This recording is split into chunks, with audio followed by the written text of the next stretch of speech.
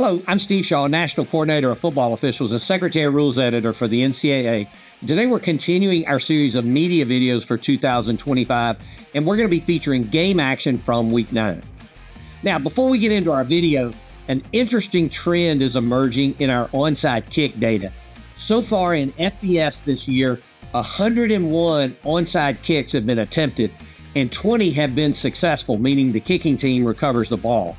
That's a 19.8% success rate, and that success rate is 5% higher than last year and almost 10% higher than our low mark in 2022. Now, we'll keep monitoring the success rate of onside kicks, but this is a sure sign that our kickoff play remains an exciting play in our game. With that, let's get on into our video. Our first play this week, the quarterback takes the snap, he looks downfield, and he's hit hard by the blitzing defender for a big loss, and he fumbles the ball, which is recovered by the defense. Now, by rule, a player in a passing posture is considered defenseless, so replay is going to stop the game here to look at this hit for potential targeting. Now, the quarterback is clearly in a passing posture. He can't defend himself in any way here. The defender leads with the head and attacks the defenseless quarterback forcibly into the head or neck area, so replay can confirm all aspects of targeting, and the foul is initiated from the booth, and the defender is disqualified.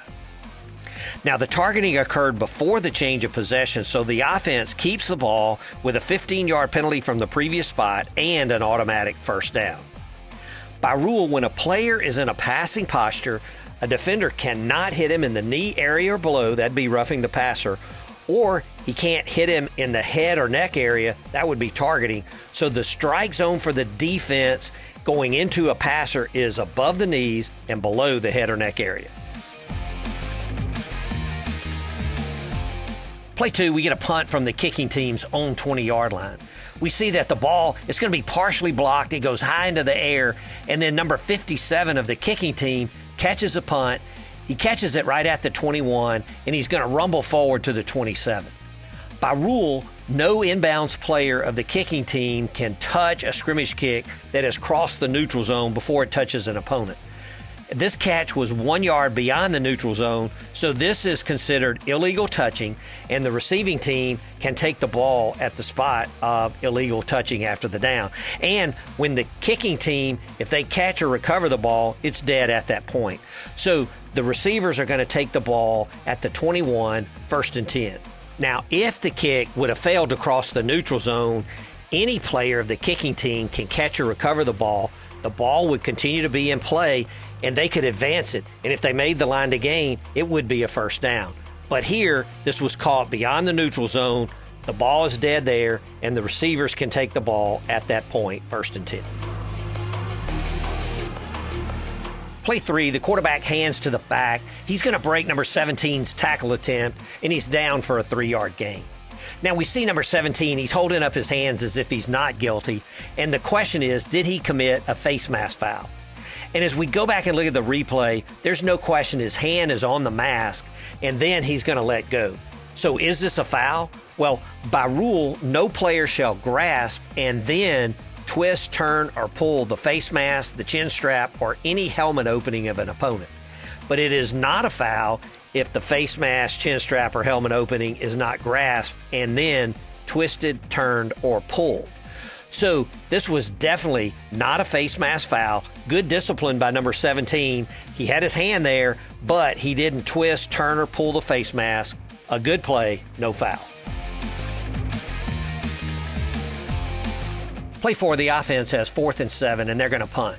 Now, the punt is short. The receiver calls for a fair catch. He's hustling forward. He's going to muff the ball, and then there's a big scramble for the ball. Now, the officials are going to come in and work to dig this out to determine who has the ball and to ensure that there are no issues in the pile.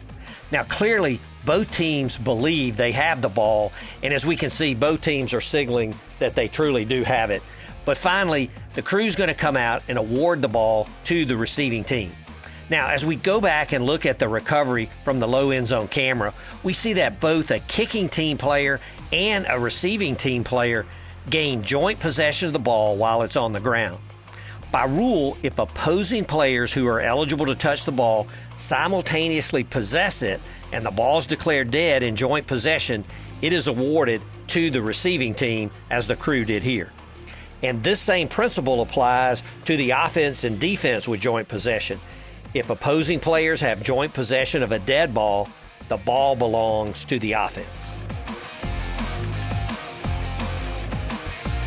Play 5, the offense is at their own 10. The quarterback drops back very deep. He's going to get heavy pressure, and he just throws the ball downfield. And we're going to see the ball land, and there's no receiver anywhere in the area. Now, immediately, the field judge is headed back to the referee to provide that piece of information, no receiver in the area. Now, intentional grounding is a crew call, not just the referee's call. The referee has the quarterback on this play in the tackle box, so there must be a receiver in the area to avoid grounding, and the field judge gives him information that there was no receiver in that area. So the referee's going to throw the flag for intentional grounding what appears to be very late, but really just after getting all the information from the Crew. So from a penalty enforcement perspective, the normal enforcement for intentional grounding is loss of down at the spot of the foul. But here, since the spot of the foul is in the end zone, the penalty results in a safety, score 2 points for the defense. Our last play illustrates the highly competitive nature of college football and just how small the margins can be in winning and losing. Now we see 6 seconds left in the game. The offense is down by 7 points. They need a touchdown and an extra point to tie the score. The quarterback drops back, he waits, and then he throws for the end zone. There's a big jump ball right at the goal line, and the side judge comes in, ruling incomplete pass, and time has expired. Now replay stops the game. The officials work to keep the teams in place, and we're going to go back and look at the catch, no catch. Now, we can see from the end zone view, although the ball is bobbled, it never hits the ground, and the receiver for the offense gains firm control. He has possession. It is a catch. But as we go back and take a look at the down-the-line views at the goal line, even though we know it's a catch, the ball never breaks the plane of the goal line. So replay is going to overturn the call on the field to a catch just short of the goal line, no score, and the game is over. A very small margin indeed. Well, that's it for our plays this week. We appreciate your time invested in these videos, and thank you for the ongoing comments. That's very helpful. Now we're off to another great week of college football. Best of luck to all.